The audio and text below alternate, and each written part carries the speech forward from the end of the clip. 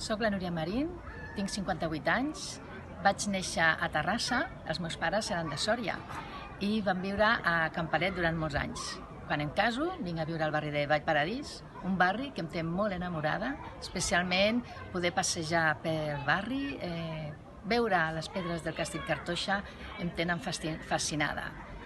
Jo soc actualment la directora de l'Escola Mare de Déu de Montserrat de Terrassa, una escola ubicada en un barri de gran precarietat, però que afortunadament el projecte de l'escola ha donat èxit escolar i està en clau d'èxit tot l'alumnat perquè les competències de sisè les tenim molt ben valorades. Per què vaig entrar en política en tot per Terrassa? És una bona pregunta. Jo mai m'hagués imaginat que podia estar fent de manera activa la política i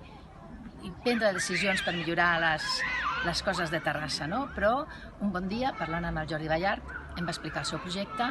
un projecte de ciutat, un projecte que no tenia càrregues de grans partits, i em va fascinar. Vaig pensar que el Jordi tenia una oportunitat acompanyat de moltes persones molt diverses, molt emprenedores, molt il·lusionades, amb un projecte en el que tots els que viuen a Terrassa es podien identificar, i vaig pensar que per la meva trajectòria educativa podia aportar un granet de sorra per poder millorar l'educació dels nens i les nenes a Terrassa, bàsicament, tot i que